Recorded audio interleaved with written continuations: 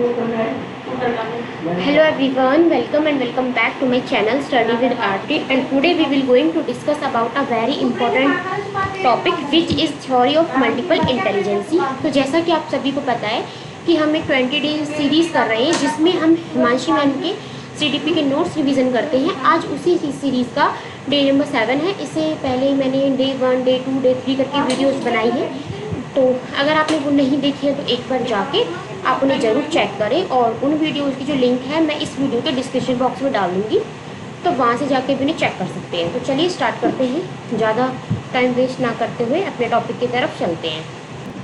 Yes, तो देखिए यहाँ पे है आपका बहुबुद्धि का सिद्धांत यानी थ्योरी ऑफ मल्टीपल इंटेलिजेंसी।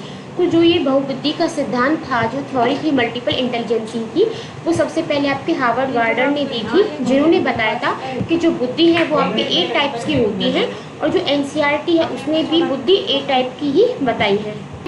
चलिए, यस, सॉरी फॉर डिस्टर्बेंस। तो जो हार्वर्ड गार्डन है उन्होंने ये जो मल्टीपल थ्योरी है, थ्योरी ऑफ मल्टीपल इंटेलिजेंसी है, वो आपके हार्वर्ड गार्डन ने दी, जिन्होंने बताया कि जो बुद्धि है वो 8 टाइप्स की होती है। अब उन 8 टाइप्स की बुद्धि के बारे में हम एक एक करके पढ़ेंगे। Each of this intelligences are independent, यानी जो ये बुद्धियाँ हैं वो एक दूसरे से इंडिपेंडेंट है, यानी स्वतंत्र हैं, वो एक दूसरे पर डिपेंड नहीं करती। Intelligences is a single entity, जो बुद्धि कई प्रकार की होती है, यह कोई एक क्षमता नहीं, यानी जो बुद्धि है वो कई प्रकार की होती है। आपने देखा होगा कि कोई बच्चा पढ़ने में अच्छा नहीं है तो कोई बच्चा स्पोर्ट में अच्छा है, अगर वो बच्चा आपका स्पोर्ट में अच्छा नहीं है तो क्या पता वो ड्राइंग में अच्छा हो। तो जो बुद्धि है वो कई प्रकार की होती है, ये कोई एक क्षमता नहीं होती, अर्थात अधिगम भी कई प्रकार से हो सकता है। जैसे लर्निंग है, लर्निंग के भी बहुत सारे वेज हो सकते हैं। अगर जो टीचर है उनके पास अलग अलग तरीके होते हैं बच्चों को समझाने के, अगर एक तरीके से बच्चे को समझ में नहीं आता तो वो दूसरा तरीका अपनाते हैं। तो इसी तरीके से जैसे अधिगम आपका कई प्रकार की हो सकता है, इसी तरीके से जो बुद्धि है वो भी आपकी कई प्रकार की हो सकती है, कोई एक क्षमता नहीं होती। आई होप आपको इतना समझ में आया होगा। अब हम 8 टाइप्स की बुद्धि को एक एक करके समझेंगे, वो भी काफ़ी अच्छे से। तो चलिए चलते हैं अपने नेक्स्ट पेज पर। यस, तो देखिए फर्स्ट है आपका भाषाई बुद्धि, लिंग्विस्टिक इंटेलिजेंसी। तो भाषाई बुद्धि में क्या होता है, जो आप भाषा से समझ जाइए कि बोलने वाली, क्योंकि आपने भाषा पढ़ा होगा कि भाषा है जिससे हम अपने विचारों का आदान प्रदान कर सकते हैं। तो भाषाई बुद्धि वो होती है जिन लोगों को बोलना अच्छे से आता है, ठीक है, जो एक अच्छे स्पीकर होते हैं, और वो अच्छे स्पीकर के साथ साथ एक अच्छे लिसनर भी होते हैं। कहते हैं ना, जो बुद्धिमान व्यक्ति है वो सुनता ज़्यादा है, बोलता कम है। तो ये जो भाषाई बुद्धि है वो उन लोगों में ज़्यादा पाई जाती है जो अच्छा पढ़ते हैं, अच्छा सुनते हैं, अच्छा बोलते हैं, वाद विवाद में भी काफ़ी अच्छे होते हैं, डिस्कशन भी काफ़ी अच्छे तरीके से करते हैं। उनके पास जो वर्ड स्मार्टनेस है, यानी स्मार्टनेस का मतलब है कि जो शब्द के कि कौन सा शब्द हमें कहाँ प्रयोग करना है, ये चीज़ उनके अंदर कूट कूट कर भरी होती है।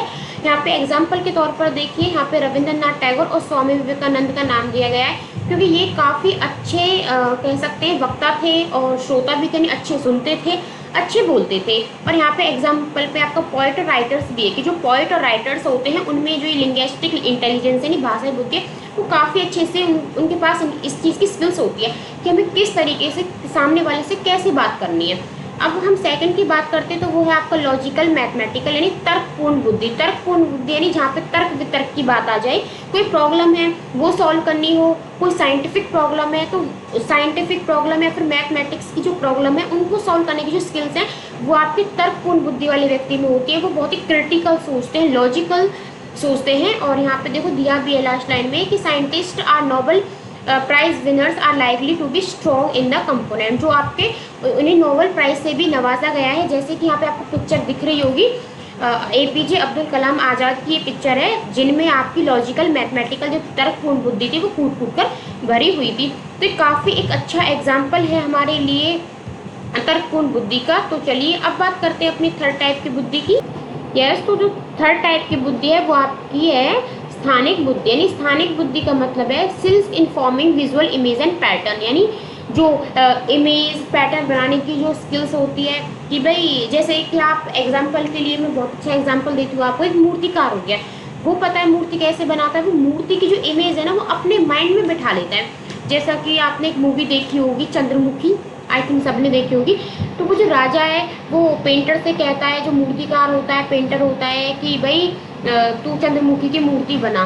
तो वो चंद्रमुखी की बिल्कुल अच्छी सी मूर्ति बना देता है, जो येलो सी ड्रेस में होती है ना, वो उसने ही बनाई होती है वो पेंटर ने। तो वो कहता है कि तुमने मूर्ति कैसे बना दी एकदम मतलब बिल्कुल सेम टू सेम डिट्टो।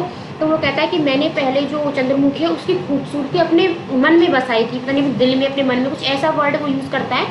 तो जो आपके मूर्तिकार होते हैं, पेंटर वगैरह होते हैं, वो इमेज को ना अपने माइंड में बना लेते हैं, है ना, माइंड में वो मैपिंग कर लेते हैं, बाद में वो फिर किसी कागज पर अपनी जो कला है वो दिखाते हैं, फिर वो उसके हाथ वाथ काट देता है। देख लेना पूरी मूवीज के लिए। जैसे कि यहाँ पे नाविक है, मूर्तिकार है, वास्तुक है, और आपका सज्जाकार है, यहाँ पे आंतरिक सज्जाकार है, और आपका मानचित्रकार है।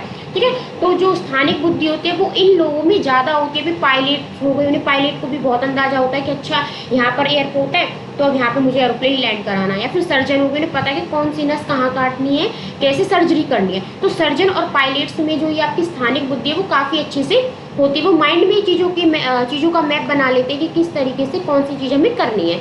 अब आपकी संगीतिक बुद्धि जो म्यूजिकल इंटेलिजेंसी होती है, वो आप इसका नाम से ही अंदाज़ा लगा सकते हो कि संगीतिक बुद्धि आपके जो सिंगर्स वगैरह हैं जिन्हें तालमेल की ज़्यादा है, लय ताल सुर ताल की बहुत ज़्यादा जानकारी है, पहचान है, उन लोगों में संगीतिक बुद्धि होती है। यहाँ पे एग्जाम्पल है AR रहमान, सोनू निगम, लता मंगेशकर, किसी भी सिंगर का आप नाम ले सकते हो।